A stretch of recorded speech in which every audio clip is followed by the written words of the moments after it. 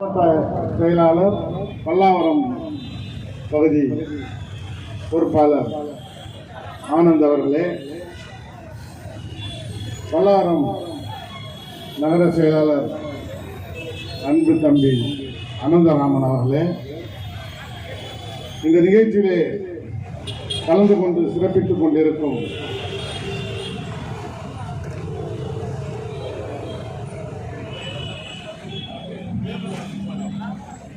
அண்ணன் அன்புதாசன் அவர்களே, இந்த நிகழ்ச்சியிலே கலந்து கொண்டு அன்பு சகோதரர் ஆம்ஸ்ட்ராங் அவர்களின் திருவுருவ படத்திற்கு அஞ்சலி செலுத்திய அண்ணன் அவர்களே, மாநில துணை பொதுச் செயலாளர் புரட்சி பாரதம் அனகை அன்பரசு அவர்களே, மற்றும் இந்த நிகழ்ச்சியிலே கலந்து கொண்டு தொண்டனுரை ஆற்றி அமர்ந்திருக்கும் அனைத்து சகோதரர்களே, பல்வேறு இயக்கங்களில் பல்வேறு பொறுப்புகளை தாங்கி பணியாற்றிக் கொண்டிருக்கும் அனைத்து அன்பு சகோதரர்களே, இந்த கண்டன ஆர்ப்பாட்டத்தில் கலந்து கொண்ட அனைத்து பொதுமக்களே, இளைஞர்களே, அனைத்து இந்திய அண்ணா திராவிட முன்னேற்ற கழகத்தின் சார்பாக கலந்து கொண்ட சகோதரர்களே, அன்பு தம்பி மாவட்ட மாணவர் அணி சகோதரர் யோசுவா அவர்களே, அன்பு தம்பி லெனின் அவர்களே, எல்லார் பேரும் சொல்லினே இருக்கணும். அதனால் எல்லார் பேரும் சொன்னதான் நினச்சிங்க. அந்த ஆம்ஸ்ட்ராங் அவருடைய படுகொலை ஏன் நடந்தது, எதற்காக நடந்தது என்பதற்கு இதுவரையிலும் எந்த ஒரு காரணமும் இல்லை. யாரோ அரெஸ்ட் பண்ணுறாங்க, அவனே கைதாகிறான், சரண்டர் ஆகிறான், அவனை போய் தப்பிச்சு வர்றான்ட்டு. சரண்டர் ஆகிறான், எப்படி தப்பிச்சு வருவான்? அவன் தானே போய் நேராக சரண்டர் ஆகிறான். அவனை சுட்டு கொண்டுட்டு ஏதாவது இந்த வழக்கை முழுக்க விட்டுடலான்ட்டு இந்த அரசாங்கம் பண்ணி கொண்டிருக்கிறது. இந்த அரசாங்கத்தை கண்டித்து தமிழகம் முழுவதும் பல்வேறு இயக்கங்கள் மிகப்பெரிய ஆர்ப்பாட்டங்களை நடத்தி வருகிறார்கள்.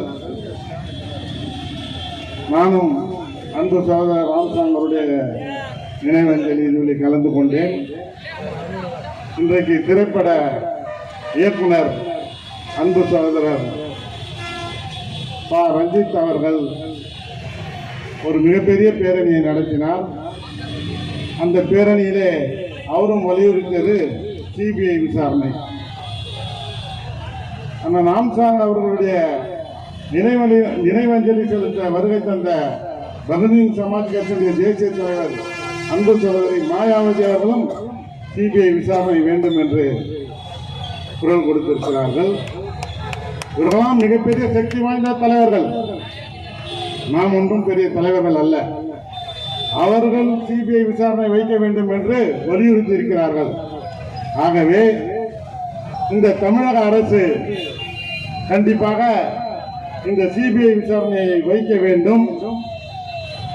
இதற்கு முதல் குரல் கொடுத்தவர் அன்று இரவு 6:30 7 மணி அளவிலே படுபாவிகளால் அன்பு சகோதரரை படுகொலை செய்த நேரத்திற்கு அரை மணி நேரத்திற்கு முன்பு, பிறகு அரை மணி நேரத்திற்கு பிறகு முதல் குரலாக அனைத்து இந்திய அண்ணா திராவிட முன்னேற்ற கழகத்தினுடைய பொதுச் செயலாளர், முன்னாள் முதலமைச்சர், புரட்சி தமிழர் அண்ணன் எடப்பாடியார் அவர்கள் முதல் குரல் கொடுத்து கண்டனத்தை தெரிவித்தார். ஆக அனைத்து இந்திய அண்ணா திராவிட முன்னேற்ற கழகம் அன்பு சகோதரர் ஆம்ஸ்ட்ராங் அவர்களுடைய படுகொலையிலே மிகவும் கவனம் வைத்து தலைவர் அவர்கள் கண்டனத்தை தெரிவித்திருக்கிறார். யாரோ ஒரு பெண் இந்த கொலை வழக்கிலே அனைத்து இந்திய அண்ணா திராவிட முன்னேற்ற கழகத்தை சேர்ந்தவள் என்பதும் அன்று காலையிலே அவளை நடவடிக்கை எடுத்து அடிப்படை உறுப்பினரை விட்டு நீக்கினார். ஆக அனைத்து இந்திய அண்ணா திராவிட முன்னேற்ற கழகம் அண்ணன் ஆம்ஸ்ட்ராங் படுகொலைக்கு நாங்கள் அந்த நீதி கிடைக்கும் வரையில் போராடுவோம் என்பதை தெரிவித்துக் கொண்டு, மேலும் பாபா சாஹிப் டாக்டர் அம்பேத்கர் அவர்கள் அவன் அடிமை என்று சொல், அடிமை விலங்கை அவனே உடைத்து எறிவான் என்றார். அதனால நாம அடிமை என்ற சொல்ல இன்னும் இந்த அரசியல் கட்சிகள் சில கட்சிகள் நம்ம ஆளுங்க அடிமையாக இருப்பாங்கன்றதை தெரிவித்துக்கிறேன். இதே பூவை மூர்த்தியார் அவர்கள் இருந்திருந்தால் இன்று வேற மாதிரி நடந்திருக்கும். ஏனென்றால் ஆம்ஸ்ட்ராங் அவர்கள் அண்ணன் பூவை மூர்த்தியாருடைய இதயத்தில் இருந்தார். ஆனாலும் அன்பு சகோதரர் ஜெகன்மூர்த்தியார் அவர்கள் அவரும் குரல் கொடுத்திருக்கிறார். அவரும் இந்த இரங்கலிலே அனைத்திலும் கலந்து கொண்டு அவரும் வருத்தத்தோடு எல்லா பிரச்சனையும் எடுத்துக் கொண்டிருக்கிறார். மேலவளவ படுகொலை 1997 நடைபெற்றது. அன்று முருகேசனோடு 6 உறுப்பினர்கள், மொத்தம் 7 பேர். முருகேசன் திராவிட முன்னேற்ற கழகத்தை சேர்ந்தவர்.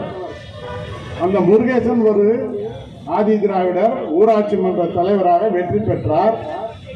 அவரை அந்த ஊராட்சி மன்ற அலுவலகத்தில் சென்று அவர் அந்த அலுவலக வேலையை செய்யக்கூடாது என்று அன்று இருந்த ஆதிக்க சக்திகள், ஆதிக்க ஜாதியினர் அந்த முருகேசன் அவர்களையும் அவர்களோடு இருக்கின்ற உறுப்பினர்களையும் அந்த அலுவலகத்திலே காலை வைக்க விடவில்லை. அந்த சமயத்திலே திமுக ஆட்சி நடந்தது.